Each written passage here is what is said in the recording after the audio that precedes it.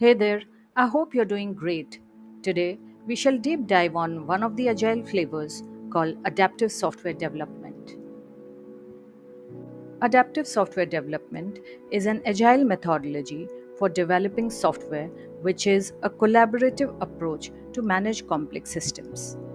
As the name suggests, adaptive software development is used to make teams more adaptable to changing customer demands, requirements, and market needs.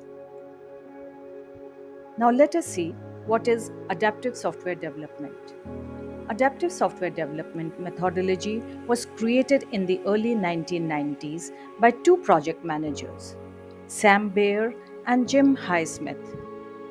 ASD was created as a refinement of an earlier methodology called Rapid Application Development or RAD. Now, before looking at the details of ASD, let us first understand the need for ASD or adaptive software development.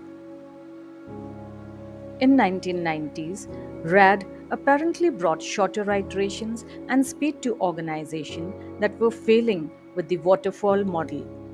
However, due to lack of focus in RAD on software engineering best practices, a more collaborative approach was needed considering the internal and external focuses, that is, of an organization and its customers, respectively. This could be possible by embracing the continuous learning in the software development process. Thus, adaptive software development advocates success when it comes to complex software projects through continuous learning throughout the project, while not sticking to the rigid plans. As a result, in the year 2000, Highsmith published a book called Adaptive Software Development, a collaborative approach to managing complex systems. Now let us see how does adaptive software development works. In ASD, as in most of the agile methodologies, work occurs in cycles or iterations. During such cycles, developers not only build new components but also make necessary modifications to the pre existing ones.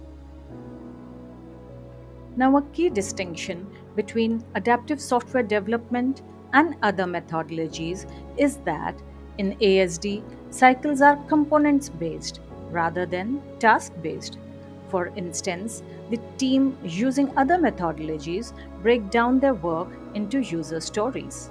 Here, it's broken down into more granular tasks which are then assigned to developers to implement. In ASD, the focus is always on the desired result. It defines components as a group of features planned, implemented, and delivered together. Adaptive software development replaces the traditional waterfall cycles with a repeating series of speculate, collaborate, and learn cycles. This dynamic cycle provides for continuous learning and adaptation to the developing project, which we'll see in more detail. Now, let us look at the phases of ASD life cycle. So there are three phases of ASD, namely speculate, collaborate, and learn. In the speculate phase, ASD acknowledges that you cannot predict an outcome during the initiation stage.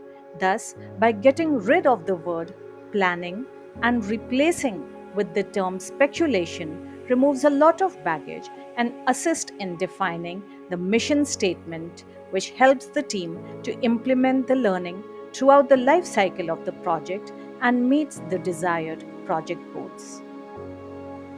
Now, the second phase is collaborate. In the collaborate phase, the developers perform the development work.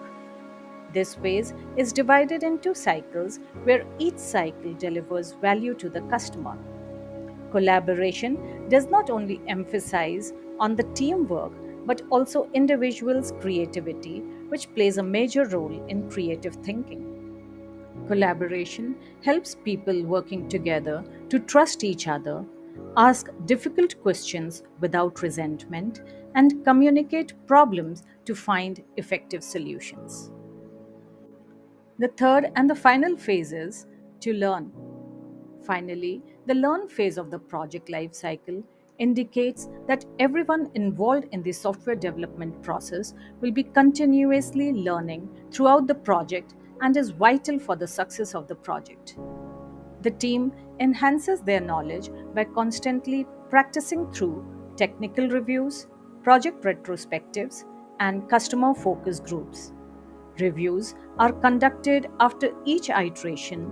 Both the developers and customers study their assumptions and use the result of each development cycle to learn the direction for the next iteration.